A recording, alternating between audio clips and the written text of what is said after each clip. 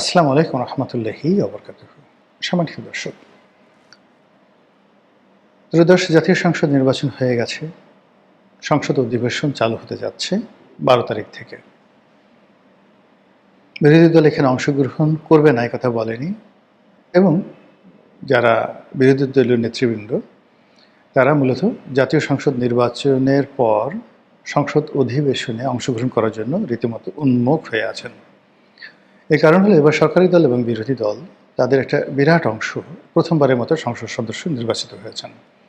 কাজে জাতীয় সংসদের ফ্লোরে যাওয়া, সংসদ অধিবেশনে অংশগ্রহণ করা এবং সেই নিজেদেরকে সংসদ সদস্য রূপে জাতির সামনে পরিচয় করিয়ে দেওয়ার যে সুযোগ তৈরি হয়েছে, সেটাকে তারা প্রথমত কাজে লাগাতে চাচ্ছে।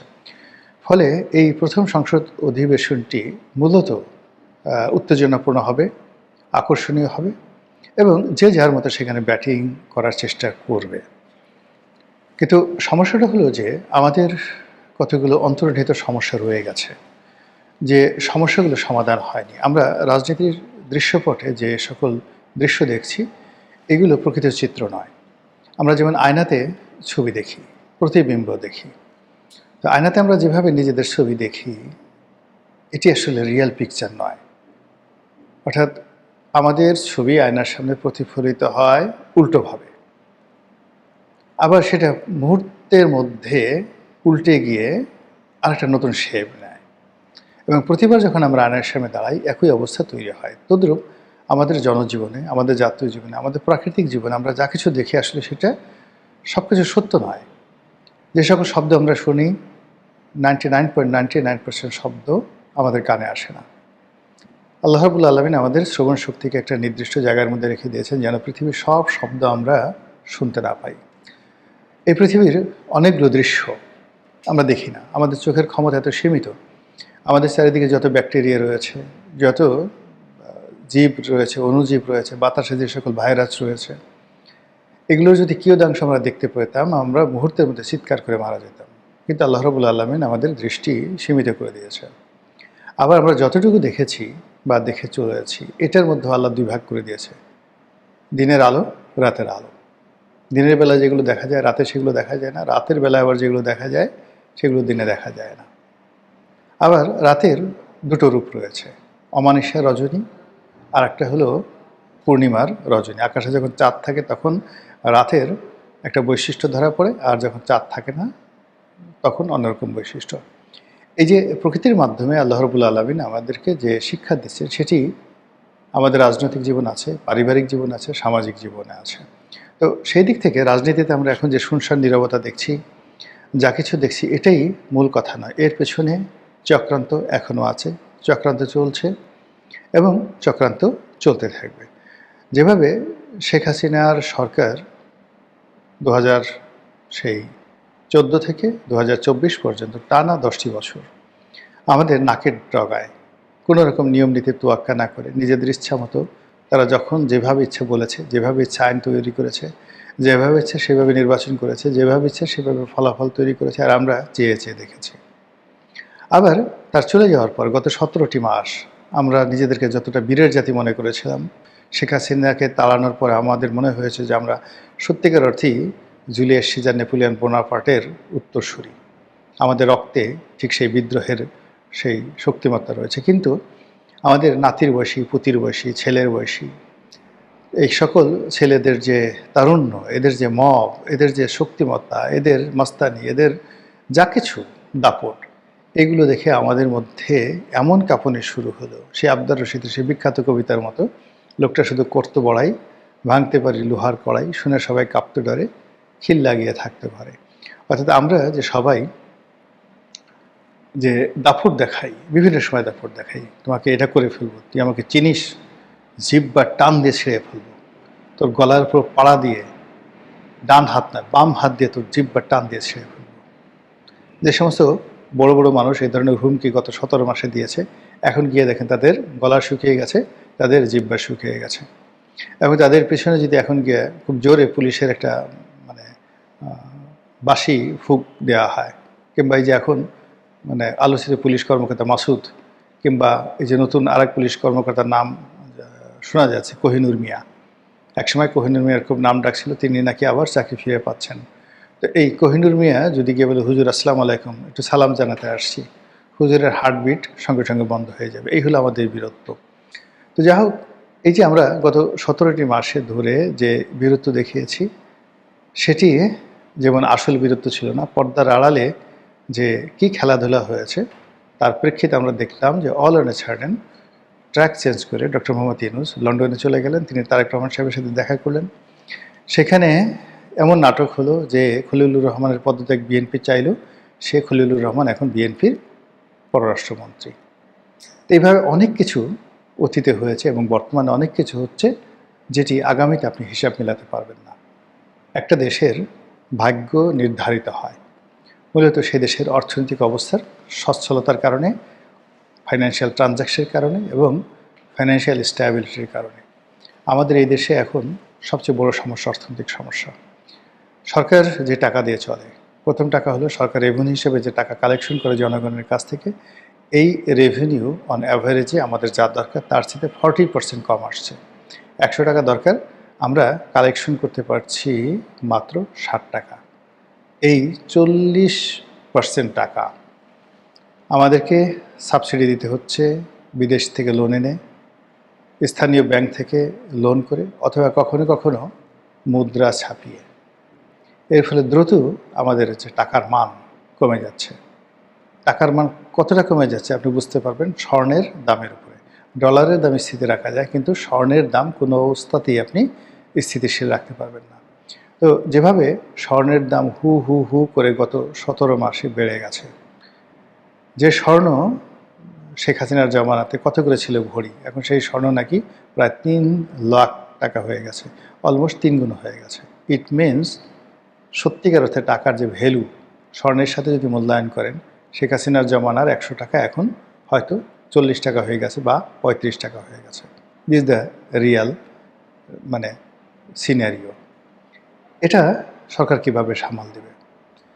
এটা যদি সামাল দিতে না পারে, তাহলেই এখানে IMF আসবে, এখানে বিশ্বব্যাংক আসবে, এখানে ভারত আসবে, এখানে চীন আসবে, এমনকি আমেরিকা চলে আসবে। আমাদের ট্রেড অ্যান্ড কমার্স তছনছ হয়ে যাবে। ফলে রাজনীতিতে আরেকটা পরিবর্তন অনিবার্য হয়ে পড়বে, সমাজে মারামারি, হানাহানি, কাটাকাটি অনিবার্য হয়ে পড়বে। আমি এই ভিডিওটি করছি 11 তারিখে, মার্চ মাসে 11 তারিখে। আজকে এই ভিডিও করার আগে একটা বড় গ্রুপ অফ কোম্পানিজের অফিসে গেলাম, যারা বাংলাদেশের মধ্যে one of the biggest group of company. আজকে 11 তারিখ পর্যন্ত তাদের বেতন হয়নি। হাজার হাজার কর্মকর্তা কর্মচারীদের বেতন হয়নি, বোনাস তো দূরের কথা, বেতনই হয়নি। তো এই অবস্থায় সরকার যত গালভরা বুলি দিক না কেন, কথাবার্তা বলুক না কেন, টাকার সংস্থান তো জনগণকে করতে হচ্ছে। আর জনগণের অর্থনৈতিক মেরুদণ্ড সম্পূর্ণভাবে ভেঙে গেছে। যখনই অর্থনৈতিক মেরুদণ্ড ভাঙে, তখন সেখানে সিভিল ওয়ার হয়ে যায়, দুর্ভিক্ষ হয়ে যায়, সেখানে গৃহযুদ্ধ তৈরি হয়ে যায়, সেখানে বিদেশি শক্তি এসে নাক গলায়।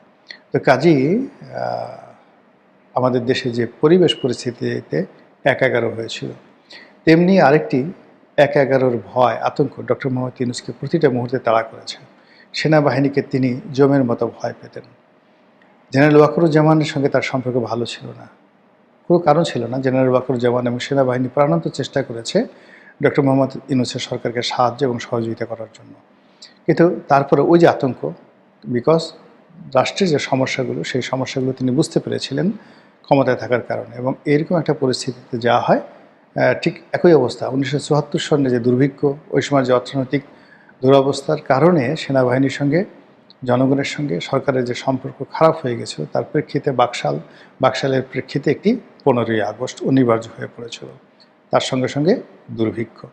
তো ওই যে 74 সনে বা 75 সনে বাংলাদেশের যে অবস্থা ছিল, আজকে এই 2026 সনে বাংলাদেশের যে অবস্থা, ইন অল রেসপেক্ট অনেক অনেক খারাপ। 74-75 সনের যে সূচকগুলো ছিল, যে জিডিপি ছিল, যে পার ক্যাপিটা ইনকাম ছিল, যে কর্মসংস্থান ছিল, যে দারিদ্রতা ছিল, যে বৈদেশিক কূটনীতির সমস্যা ছিল, প্রতিটি সমস্যা বহুগুণে অনেক বেশি। ওই সময়টাতে একটা শক্তিশালী রাজনৈতিক নেতৃত্ব ছিল, ক্ষমতাসীন এবং বিরোধী দল। পরিমাণে বিরোধী দল অল্প হলেও তাদের একজনই 1000 জনের মতো শক্তিশালী ছিলেন। একজন মতিয়া চৌধুরী, একজন সুরেন্দ্র সেনগুপ্ত, একজন কমরেড ফরহাদ, কমরেড মনি সিং, মাওলানা আব্দুল হামিদ খান ভাসানী থেকে শুরু করে আর অনেকে, এমনকি মুসলিম লীগের যে সকল বড় বড় নেতা ছিলেন শাহজিজুর রহমান থেকে শুরু করে খানে সবুর, মানে তাদের যে অস্তিত্ব, সমাজে তারা বেঁচে আছেন, এটাই সরকারের জন্য একটা বিরাট থ্রেট ছিল। একজন বদরুদ্দিন ওমর, একজন আহমদ ছফা পুরো সরকারকে সাফা সাফা করে ফেলেছিল। ঠিক সেই তুলনায় যদি আপনি এখন সিভিল সোসাইটির কথা চিন্তা করেন, এখন সিভিল সোসাইটি যারা আছে তারা মানে যত সমালোচনা করে, যা কিছু করে, কখন তারেক রহমান সাহেব ডাক দিয়ে একটা পদ দিবে, পদবি দিবে, একটা কাজ দিবে, কিছু টাকা দিবে, এই জন্য তাদের যত গবেষণা, যত মানে হুম্বি তম্বি যা কিছু মূলত সরকারের দৃষ্টি আকর্ষণ করার জন্য, যেটি 73, 74, 75 সনে ছিল না। কিন্তু তারপরও বঙ্গবন্ধু শেখ মুজিবুর রহমানের পতন হয়েছিল। এর কারণ হলো রাষ্ট্রের অর্থ ছিল না। আর 74 সনে আমাদের যে রাষ্ট্রের অর্থনৈতিক যে সংকট ছিল, এখন সেই সংকট অনেক অনেক বেশি। দ্বিতীয়ত 74, 75, 76 সনে যে মানুষের চাহিদা ছিল, সেই চাহিদা তার তুলনায় এখন কয়েক হাজার গুণ মানুষের চাহিদা বেশি। আন্তর্জাতিক অঙ্গনে বাংলাদেশের যে গুরুত্ব ছিল 75 সনে, তার সাথে অনেক অনেক বেশি গুরুত্ব এই মুহূর্তে। ফলে আমরা যখন মানে একটা কথা আছে না যে যখন গুদামে আগুন লাগে, বহু মানুষ আগুন নেভানোর জন্য আসে আলুর গুদামে, কিন্তু কিছু মানুষ লবণ নিয়ে আসে সেই আলু পুড়িয়ে পুড়িয়ে খাওয়ার জন্য। তো বাংলাদেশের যে অর্থনৈতিক সংকট, বাংলাদেশের যে সামাজিক সংকট, এই মুহূর্তে রাজনীতির যে শূন্যতা, বৃহৎ একটি রাজনৈতিক দল দেশের বাইরে চলে আছে, ব্যবসা বাণিজ্য সব কিছু তছনছ হয়ে রয়েছে। ফলে এটা নিয়ে একটা অনার সৃষ্টি হবে, গরু মরবে, আর সেই আশায় বহু শকুন আকাশে ঘুরে বেড়াচ্ছে। একটা মানে আমার কথা নয় বা এটা আমি কাউকে দেখিনি, কিন্তু এটাই প্রকৃতির বিধান। বহু শকুন আকাশে ঘুরে বেড়াচ্ছে। আর সেই শকুনদের কারণে যদি আরেকটি ১/১১ হয়, আরেকটি অভ্যুত্থান হয়, আরেকটি বিপ্লব হয়, রাজপথ উত্তপ্ত হয়, তাহলে আপনি কি বলবেন? আর এই কাজ করার জন্য বহু লোক দাঁড়িয়ে আছে। শকুন আকাশে যেভাবে দাঁড়িয়ে আছে, জমিনের মধ্যে নানা গুপ্ত সংগঠন, যাদেরকে ইতিমধ্যে আমরা গুপ্ত হিসেবে মোটামুটি সিলসাপড় মেরে দিয়েছি, তারা কিন্তু অতীতের যে কোনো সময়ের চাইতে অধিকতর শক্তিশালী। আওয়ামী লীগ জামানাতে গুপ্ত সংগঠনের যে ভয় ছিল, আতঙ্ক ছিল, দুর্বলতা ছিল, এটা গত 17 মাসে তারা গা ঝাড়া দিয়ে উঠেছে। এখন তাদের সাহস বেড়ে গেছে, শক্তি বেড়ে গেছে, তারা কৌশলী হয়ে পড়েছে, তাদের অর্থনৈতিক যাকে বলা হয় সমৃদ্ধি বেড়েছে, তাদের ইন্টারন্যাশনাল কানেক্টিভিটি বেড়েছে। সব মিলিয়ে তারা যদি এই বর্তমান যে পরিস্থিতি, সেই পরিস্থিতির সুযোগ নিয়ে সরকারকে বিব্রত করতে চায়, তাহলে সরকারের জন্য টিকে থাকাটা খুব কঠিন একটা বিষয় হবে। তো এই থেকে হলো সমস্যার কথা। এখন এই সমস্যা থেকে সরকার কিভাবে বের হতে পারে? বের হওয়ার একটাই উপায়, সেটা হলো রাজনীতিটি সবার জন্য উন্মুক্ত করে দিতে হবে। যারা যারা রাজনীতি করতে চায়, ইনক্লুডিং আওয়ামী লীগ, সেই রাজনীতি তারা যদি ওপেন করে দেয়, তাহলে এই যে গুপ্ত শক্তি, সেই গুপ্ত শক্তির যে দাপট, এটা থাকবে না। 2 নম্বর হলো যে সরকারের ব্যয় কমাতে হবে, আয় বাড়াতে হবে। এবং আয় বাড়াতে গিয়ে কোনো অবস্থাতেই ধনিক শ্রেণী এবং মধ্যবিত্ত শ্রেণীকে হিট করা যাবে না। সার্বজনীন ট্যাক্সের মাধ্যমে, বৈদেশিক বাণিজ্যের মাধ্যমে তাদেরকে এই আয় বা ইনকাম জেনারেট করতে হবে। কিন্তু যদি দেখা গেল কর্পোরেট হাউসগুলো কিংবা মধ্যবিত্ত শ্রেণী, তাদেরকে টার্গেট করে কোনো ট্যাক্স বৃদ্ধি করা হয় বা কোনো কিছু করা হয়, তাহলে দেখা যাচ্ছে সরকার যে কদিন কাজ করতে পারবে, সেই কদিনও তারা কাজ করতে পারবে না। একটা দেশের উচ্চবিত্ত এবং মধ্যবিত্ত শ্রেণীর অসন্তুষ্টি কিন্তু একটা সরকারের পতনের জন্য সবচেয়ে গুরুত্বপূর্ণ বিষয় হয়ে দাঁড়ায়। আর আমজনতা করে কি, মধ্যবিত্ত এবং উচ্চবিত্ত শ্রেণী যখন ডাক দেয় বা রাস্তায় নামে, তাদের সঙ্গে এসে তারা কমপ্লাই করে। আমজনতা কখনো কোনো একটা সরকারকে টিকে রাখতে পারে না। কাজেই যতটুকু মধ্যবিত্ত শ্রেণী রয়েছে, যতটুকু আমাদের এলিট শ্রেণী রয়েছে, আমাদের শিল্প কলকারখানা ব্যবসা বাণিজ্য রয়েছে, ইতিমধ্যে অনেকেই সরকারের বিরুদ্ধে চলে গেছে। সরকারের উচিত তাদের সঙ্গে একটি সমঝোতা করা এবং একটি ব্যবসা বান্ধব পরিবেশ সৃষ্টি করা। আর সরকারকে অভিনয় বন্ধ করতে হবে, জনপ্রিয়, খুব দ্রুত জনপ্রিয় হওয়া যায় এই ধরনের কাজকর্ম বাদ দিয়ে যেগুলো দ্বারা কর্মসংস্থান তৈরি হবে, যেগুলোর মাধ্যমে দেশের রাজনীতি এবং অর্থনীতি একটা স্ট্যাবল অবস্থায় আসবে, সেই কাজগুলো তাকে বেশি বেশি করতে হবে। মহান আল্লাহ আমাদের সবাইকে হেদায়েত দান করুন এবং হেফাজত করুন। আসসালামু আলাইকুম ওয়া রাহমাতুল্লাহি ওয়া বারাকাতুহু।